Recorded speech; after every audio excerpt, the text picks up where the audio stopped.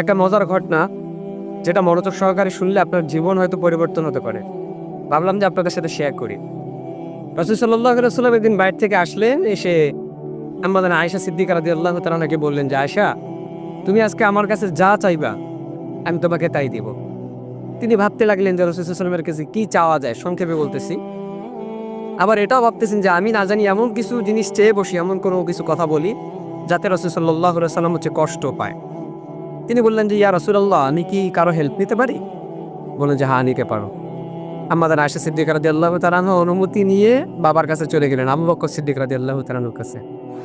গিয়ে বললেন যে রাসূল সাল্লাল্লাহু আলাইহি ওয়াসাল্লামের কাছে কি এমন জিনিস চাওয়া যায় যেটা তিনি আমাকে দিতে চান এখনই। আবু বকর সিদ্দিক রাদিয়াল্লাহু তাআলা আনহু বললেন যে, তুমি আল্লাহর হাবিব সাল্লাল্লাহু আলাইহি ওয়াসাল্লামের কাছে এমন জিনিস চাও যে তিনি মেরাজের দিনে, মেরাজের রাতে আল্লাহ পাক রব্বুল আলামিনের কাছে যাওয়া আসার মধ্যে কি এমন জিনিস আল্লাহ পাক তাকে বলছিলেন যেটা এখনো পর্যন্ত কোনো মানুষ জানে না, তিনি কাউকে বলেন নাই, গোপন একটা কথা। চলে গেলেন রাসূল সাল্লাল্লাহু আলাইহি ওয়াসাল্লামের কাছে, দিয়ে বললেন যে, ইয়া রাসূলুল্লাহ, মেরাজের রাতের এমন একটা গোপন কথা আপনি আমাকে বলেন যেটা এখন পর্যন্ত আপনি কাউকে বলেন নাই। তো রাসূল সাল্লাল্লাহু আলাইহি ওয়াসাল্লাম মুস্কি হাসলেন এবং তিনি রসিকতা করলেন একটু আয়েশা সিদ্দিকা রাদিয়াল্লাহু তাআলার সাথে, যে তিনি বললেন যে, আমি যদি গোপন কথা তোমাকেই বলে দিলাম তাহলে গোপন আর গোপন থাকলো কই? তো তিনি বলতেছেন, দেখো আয়েশা, গোপন কথা এটা যে আমি এখন পর্যন্ত কাউকে বলি নাই যে কোনো ব্যক্তি যদি দুনিয়ার মধ্যে কারো ভাঙ্গা মন, ব্যথিত হৃদয় যদি জোড়া লাগিয়ে দেয়, তো আল্লাহ পাক রব্বুল আলামিন কিয়ামতের দিন হাসরের ময়দানে তাকে বিনা হিসাবে তাকে জান্নাত দিয়ে দিবেন। সুবহানাল্লাহ।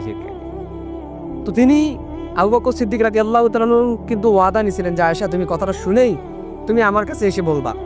তো কথা মতো তিনি চলে গেলেন, বাবার কাছে গিয়ে বললেন যে রাসূল সাল্লাল্লাহু আলাইহি ওয়াসাল্লাম বলছেন যে গোপন কথা হচ্ছে কেউ যদি ব্যথিত কারো হৃদয়, কারো ভাঙ্গা মন যদি জোড়া লাগিয়ে দেয়, তো কিয়ামতের দিন আল্লাহ পাক তাকে বিনা হিসাবে জান্নাত দিবেন। এই কথা শুনেই আবু বকর সিদ্দিক রাদিয়াল্লাহু তাআলা কান্না করতে শুরু করলেন। আয়েশা সিদ্দিকা রাদিয়াল্লাহু তাআলা বলেন যে, বাবা, আপনি তো জীবনে কত মানুষের ভাঙ্গা মন জোড়া লাগিয়ে দিয়েছেন, কত ব্যথিত হৃদয়ের আপনি জোড়া লাগিয়ে দিয়েছেন, কষ্ট দূর করে দিয়েছেন, আপনি কাঁদেন কেন? আপনার তো বিনা হিসাবে জান্নাত পাওয়া উচিত। আবু বকর সিদ্দিক রাদিয়াল্লাহু তাআলা বললেন, তুমি একটু কথাটাকে উল্টোভাবে ভাবো। না জানি আমি নিজের অজান্তে কত মানুষের মন ভেঙে ফেলেছি, নিজের অজান্তে কোনো মানুষের হৃদয়ের মধ্যে আমি কষ্ট দিয়ে ফেলেছি। কিয়ামতের দিন যদি আমার হিসাব চার আল্লাহ পাক যদি বিনা হিসাবে আমাকে জাহান্নাম দিয়ে দেন, তো আমার ফয়সালা, আমার সেদিন কি হয়ে যাবে? আমি কি করবো সেদিন? আমার কোনো কিছুই করার থাকবে না, আমি বড় ক্ষতির মধ্যে পড়ে যাব।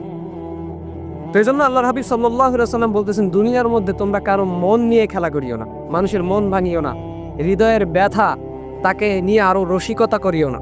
তার যতটুকু হৃদয়ের ব্যথা আছে সেগুলো মুছে ফেলার ট্রাই করো। এবং রাসূল সাল্লাল্লাহু আলাইহি ওয়াসাল্লাম বলে, তোমার পাশের বাসার কেউ মিসকিন আছে, কেউ গরিব আছে, তাদের নিয়ে রসিকতা করিও না, ঠাট্টা করিও না। এবং এবং রাসূল সাল্লাল্লাহু আলাইহি ওয়াসাল্লাম বলেন যে, তোমরা তোমাদের যখন মাংস রান্না করো সেখানেও এক গ্লাস পানি বেশি করে দাও, যেন পাশের বাসার তুমি কাউকে খাওয়াইতে পারো, তাকেও এক টুকরা মাংস দিতে পারো। আর যদি তুমি সেটা করতে না চাও কিংবা সেটা না করো, তাহলে তুমি এমন সময় মাংস রান্না করো যে সময় তার বাচ্চা কাচ্চা সবাই ঘুমিয়ে থাকে, তারা ঘুমিয়ে থাকে, যেন তোমার মাংসের ঘ্রাণ যেন তাদের নাক পর্যন্ত না পৌঁছায়। সুতরাং মানুষের কষ্ট, রসিকতা, তাদের হৃদয় বিদারক ঘটনা, এগুলো বলে রসিকতা করিয়েন না, মানুষের মন ভাঙিয়েন না। এমন হতে পারে এই মন ভাঙার কারণে, হৃদয় ভাঙার কারণে কিয়ামতের দিন আল্লাহ আপনাকে নাউজুবিল্লাহ বিনা হিসাবে জাহান্নাম দিতে পারে।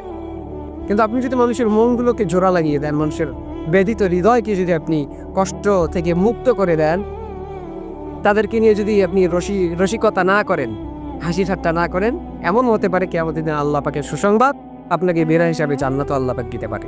তো এই জন্য রাসূল সাল্লাল্লাহু আলাইহি ওয়াসাল্লামের নির্দেশ হচ্ছে, তোমরা মানুষের মন নিয়ে খেলিও না, মানুষের মন ভাঙিও না, মানুষের হৃদয় ভাঙিও না। এই ভাঙ্গা মনগুলো, হৃদয়গুলো তোমরা